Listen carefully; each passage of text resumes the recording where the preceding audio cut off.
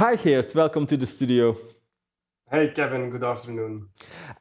Today we're going to talk about a very specific topic, organizing a camping for your large event or festival. And I notice I say large, maybe it doesn't need to be large, I don't know. It doesn't have to be large. Of course, there's always, the same as like in a festival, at the campsite, there is also economic reality. So you have to have a certain size to make it profitable. But yeah, you can build small and big campsites, of course. What I wanted to talk to you about here, because you work for Festicamp, and Festicamp is, and correct me if I'm wrong, maybe I should let you answer that question. What is Festicamp? Well, Festicamp, it's in the name. Festicamp is a campsite or a festival campsite production company. So basically, we are doing the same like a production company, or we always explain it like an architect. What an architect is doing with a building, we will do with a campsite. So we produce, we build, we design, we operate, and so we deliver the whole package in terms of festival campsites. Okay, if you look at a festival campsite, what are the major things as a festival organizer you need to be aware of, maybe the biggest pitfalls that you need to be aware of when organizing such a thing? Well, there is one or basically two big pitfalls. The first thing, that the problem is a festival campsite, it looks the same as a festival, but it's a little bit like skiing and langlaughing. It looks the same. You do it in winter and you do it in snow, but it isn't the same. There are more differences than things who are the same. And that's the most common mistake which festival promoters make when looking at their campsite. You have an idea and it looks all very easy and you think, oh, we're going to apply this idea, but it will work, possibly your idea and on your festival, but at the campsite things are different. So that's the biggest thing. It's different. It's not the same. It's a different thing. Secondly, because you have your festival, which is like a huge thing with a lot of what we call gravitation. So everything is kind of sucked into the festival, which let the campsite, we always say campsites are the stepchilds of the festival industry. So as soon as the festival does like this, all the attention will go to the festival, and then you're kind of stuck on the campsite. So you need a partner, you need somebody who is dedicated to the campsite and will stay on the campsite. That's the two biggest things. But if you look at a campsite and you start from a blank canvas, to say it like that. A green canvas in our, a green in this, in best case. I can imagine it's not always the case. You need to build everything, from water, toilets, showers, even stores to buy foods. What are the things you typically provide for a campsite? Yeah. It all starts, of course, with your venue as green as possible. You need some grass to pitch your tents, and that's already the first thing. The festival promoter can choose between two fields, and he will take the nicest field for the festival. But on a festival, you have wooden floors, you have the drive plates and things like that. But yeah, you can only pitch a campsite tent on a grass field. So there's the first struggle. And then, of course, you need some fencing and some basic site materials. And then kind of the first primary things are toilets, showers. That's a new thing. You don't have showers at the festival campsite, at a festival. You do have at a campsite. So in terms of water, you need more water. You need also more sewage. So that's already a big thing to think of, also in terms of capacities. And then you have to add light, for example, is a good one. Basically, on a festival, you pitch 3-4 big light poles. But then a campsite, people need to sleep. So in the mind of the festival promoter, he said, yeah, okay, we already booked 4 big 13-meter light poles. Yeah, you did it very well, but people will not sleep. So no, if such a thing is above your tent. yeah, but it seems logic. Yeah, it's just pitching 4 light poles. No, it isn't just pitching 4 light poles, because the more light you have on a campsite, the more mayhem it is, because the people don't sleep. If you make it a little bit more dark, people will be calm and they will go asleep, and you will have a very easy night. And then, of course, you need to look at food and beverage, at routing, safety a little bit. So yeah, the basic the things are in line with the festival. However, you need to approach it on a different angle. Yeah, but there are also less obvious things, like, for example, an info point explaining where everybody needs to be. Security, like you already mentioned, you want to have it quiet at night so people can actually sleep, which is not very easy, I think, if people come from a festival. Yeah, that's also one of the differences between a campsite and a festival, is the way people behave. You can be much more, how do you say it, more clear in towards things that you accept from visitors or not. But when somebody is, I don't know, fighting at your festival, you can just say, okay, go outside with the bouncers, like they say. But on a campsite, when you have somebody who traveled 1,200 kilometers from the south of France with his car and is drunk, will you put him on the street at 4 o'clock in a strange village or at a big highway? No, you can't just do it. So often we are in discussion with security, who says, yeah, this guy or girl, they need to go, but you can't put them on the street. Yeah, you can, but you don't want to. No, you don't want to take that responsibility. That's your problem. So like I say, everything looks the same, but you need to approach it with a different angle.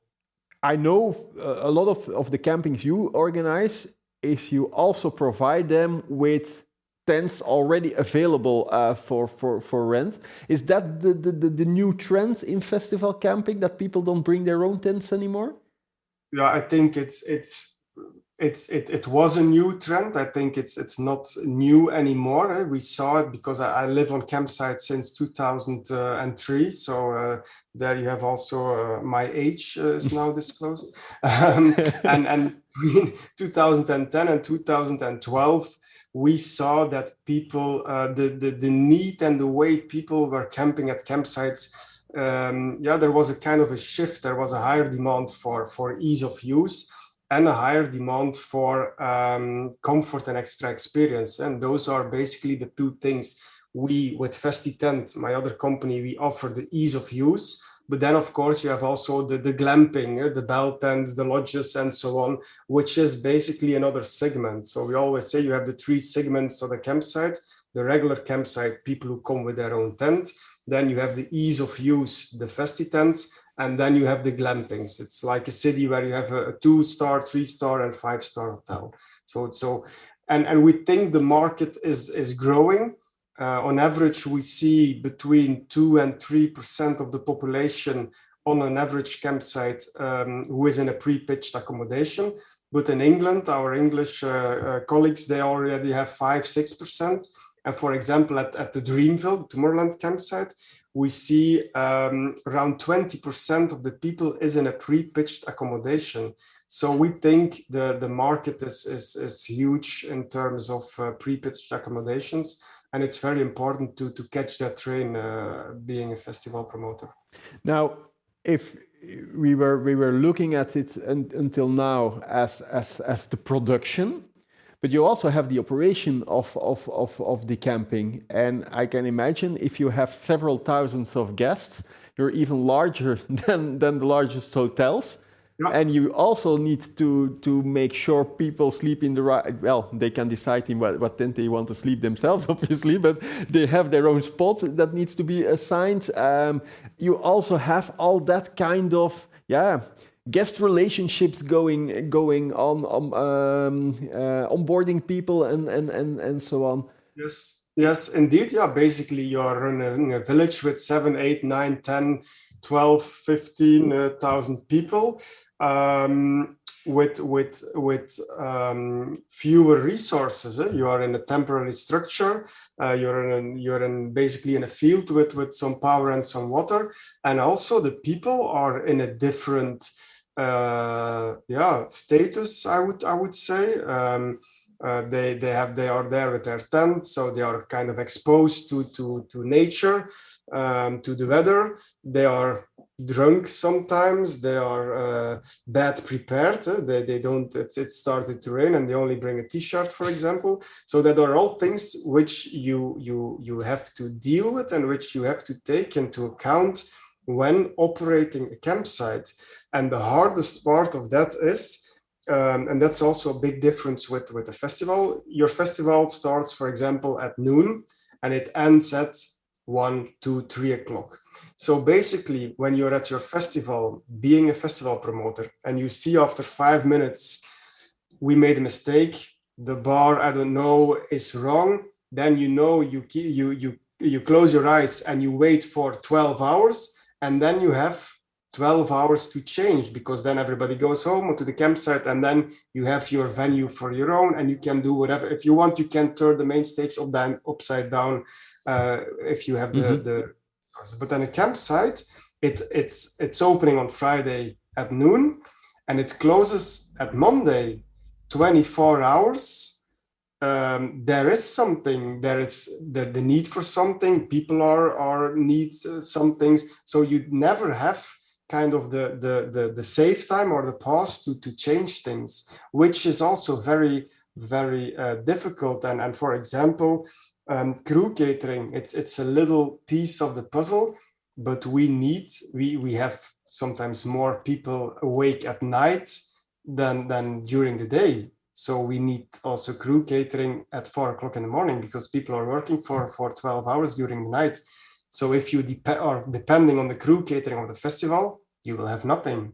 And that's also a discussion we have a lot with festival promoters, because you have breakfast, lunch, and dinner.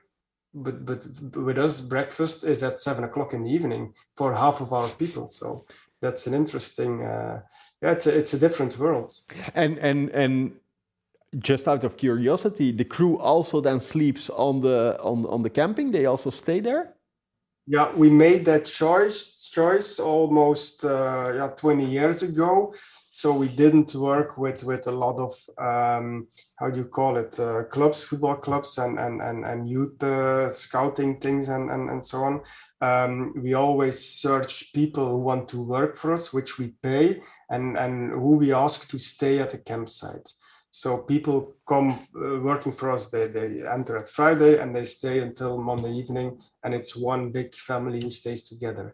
Also to have them present at the venue in case there would go something wrong, then you have your crew with you. So there's always one half sleeping and one half is working. So if maybe as a last question, if an organizer is thinking about a festival organizer is thinking about, should I start with the camping, yes or not? What are the reasons to do so? Is it a profitable business for the festival? Are there other reasons you would want to consider? Well, I will give you a consultant answer. It depends. So it depends.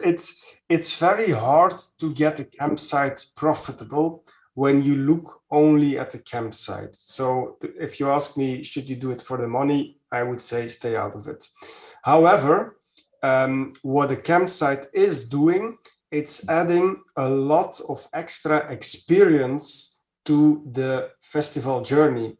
For example, when you have a 3-day festival, people come to your festival at Friday. They are with you for eight hours, and then they go home. They come back, they go home. You can't really take them into your story.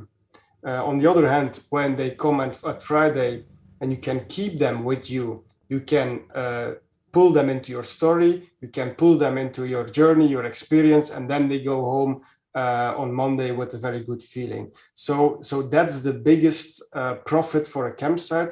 And of course, the longer they are with you, the more probably they will consume and in terms of that. So it's very difficult to look at the P&L, at the profits and loss of the campsite. You have to put it in a bigger picture, and then of course it's a big extra and a big gain for everybody. Okay, and Geert, yeah, I think they need an expert like you to help them. So we will put the link below the video. Geert, thank you very much for sharing your insights on festival campings. Yes, it was my pleasure, and I wish you a very pleasant day and a very good festival summer. Thank you. And you at home, thank you for watching our show. I hope to see you next week.